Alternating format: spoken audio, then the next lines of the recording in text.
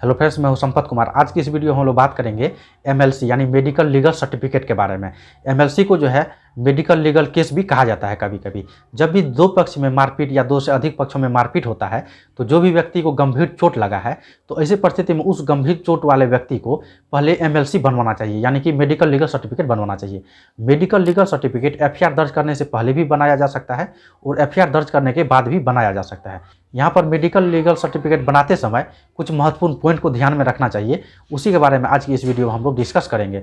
देखिए, जब भी एमएलसी बनाया जा रहा है तो हमेशा यह चीज़ को ध्यान में रखा जाए कि गवर्नमेंट हॉस्पिटल से ही एमएलसी बनाया जाए। यदि आप कोई झोला छाप डॉक्टर से बनवा लेते हैं एमएलसी, या फिर कोई प्राइवेट हॉस्पिटल से बनवा लेते हैं, या फिर कोई क्लिनिक पर जाके एमएलसी बनवा लेते हैं तो उसका वैल्यू नहीं रहता है।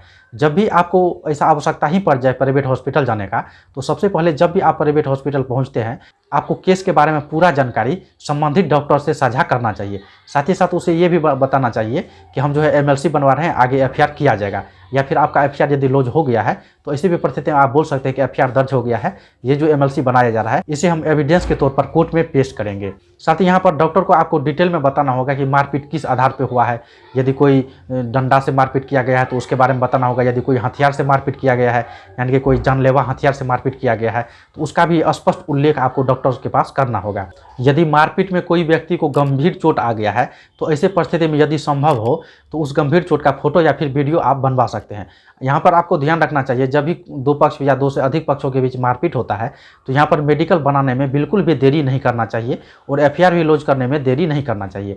यदि आप मेडिकल लेट से बनवाते हैं तो उसका वैल्यू कुछ कम हो जाता है। आपको बता दें कि यदि मारपीट होता है तो ऐसी परिस्थिति में जब आप एफआईआर दर्ज करवाते हैं तो यहाँ पर आप पुलिस अधिकारी को भी कह सकते हैं कि मेरा मेडिकल करवाया जाए, तो यहाँ पर पुलिस अधिकारी के द्वारा ही मेडिकल करवाया जाता है। या फिर आप खुद से भी मेडिकल करवा के उसके बाद एफआईआर दर्ज करवा सकते हैं। आपको बता दें, जब भी आप मेडिकल बनवाते हैं, एमएलसी बनवाते हैं, तो ऐसे स्थिति में एमएलसी का रिपोर्ट पे ये टोटल बात को लिखा जाता है कि शरीर पे यदि मारपीट का दाग था तो वो कहाँ कहाँ दाग था, किस स्थिति में वो दाग था। ये टोटल चीज़ का उल्लेख बहुत विस्तार से एमएलसी पे किया जाता है। यदि मारपीट के दौरान किसी का सर फट गया है या फिर हाथ कट गया है या फिर हड्डी टूट गया है तो ऐसे भी स्थिति में ये चीज़ को लिखा जाता है कि यदि सर फट गया है तो सर पे किस धारदार हथियार से वार किया गया था, या फिर सर पे यदि धारदार हथियार से वार किया गया है तो सर के कितना अंदर तक ये धारदार हथियार गया था। ये टोटल चीज़ का उल्लेख किया जाता है। साथ ही साथ यदि यहाँ पर सर ही फट गया है तो कितना लंबा फटा गया है, कहाँ पे फटा गया है, ये टोटल चीज़ का जो बहुत विस्तार से उल्लेख एमएलसी में किया जाता है। साथ ही आपको बता दें कि जो भी व्यक्ति मेडिकल करवा रहा है उसको एमएलसी नहीं दिया जाता है, यहाँ पर एमएलसी दिया जाता है पुलिस को। तो ऐसी स्थिति में आपको एमएलसी का कलर फोटोकॉपी करवा के अपने पास सुरक्षित रखना चाहिए, ताकि जब भी समय आए तो आप वो दिखा सके कोर्ट के अंदर। यदि दो पक्षों के बीच मारपीट होता है, मान लेते हैं गंभीर मारपीट हुआ है और कोई व्यक्ति को गंभीर चोट लगा है, यहाँ पर हम एक एग्जांपल लेके चलते हैं। मान लीजिए कि ए और बी के साथ काफ़ी मारपीट हुआ है, इसमें ए को काफ़ी चोट पहुंचा है और बी को बहुत कम चोट पहुंचा है। ऐसी स्थिति में यदि ए मेडिकल नहीं करवाता है, यानी एमएलसी नहीं बनवाता है, और बी एमएलसी बनवा लेता है, तो ऐसी परिस्थिति में बी का ही कोर्ट के अंदर जीत होगा। यानी कि कोर्ट जो है वो सिर्फ एविडेंस को देखती है। तो यहाँ पर बी ने एमएलसी बनवा लिया है, यहाँ पर बी ये कह सकता है कि सिर्फ हमको चोट लगा है, ए को चोट नहीं आया है क्योंकि उन्होंने मेडिकल नहीं करवाया है, तो ये कोर्ट में माना जाएगा। ठीक है, हालांकि ए को ही गंभीर चोट आया था लेकिन ए ने मेडिकल करवाया ही नहीं था। तो ये चीज़ को आपको ध्यान में रखना है। जब भी मारपीट होता है तो वहाँ पे कम से कम मेडिकल जरूर करवा लेना चाहिए। अब बहुत व्यक्ति का प्रश्न होगा कि मारपीट के कितने घंटे के बाद मेडिकल करवाना चाहिए। तो आपको बता दें कि एफआईआर लॉन्च करने में और एमएलसी बनवाने में बिल्कुल भी देरी ना करें। ये जितना जल्द से जल्द हो सके उतना जल्द से जल्द आपको एफआईआर लॉन्च करवा के एमएलसी चेक करवा लेना चाहिए।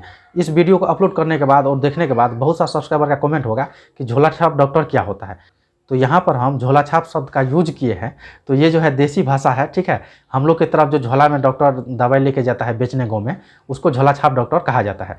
ठीक है, आप लोग बताइएगा कि आप लोग की तरफ उस डॉक्टर को क्या कहा जाता है। हालांकि प्राइवेट डॉक्टर से भी एमएलसी बनवाया जा सकता है, लेकिन जब भी प्राइवेट हॉस्पिटल में आप एमएलसी बनवाने जाते हैं तो वहाँ पर सबसे पहले आपको अपना केस के बारे में बताना होगा और एफआईआर के बारे में बताना होगा कि ये जो है पुलिस केस है और हम एमएलसी बनवाना चाहते हैं। ऐसी परिस्थिति में यदि वो हॉस्पिटल गवर्नमेंट के द्वारा ऑथराइज किया गया होगा, ऐसे ही परिस्थिति में वहाँ से एमएलसी बनवाया जा सकता है। अदरवाइज वहाँ का जो भी डॉक्टर होंगे वो आपको मना कर देंगे।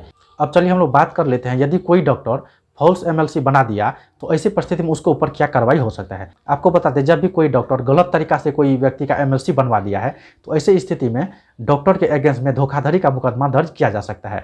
यहाँ पर आईपीसी का सेक्शन 420 और 467 लागू होगा। हालांकि धोखाधड़ी का मुकदमा कैसे दर्ज किया जाएगा और आईपीसी का सेक्शन 420 और 467 में कितना सजा का प्रावधान किया गया है, ये टोटल टॉपिक पर मैंने पहले ही एक वीडियो में चर्चा कर दिया है। आप मेरा प्रीवियस वाला वो वीडियो जाके देख सकते हैं।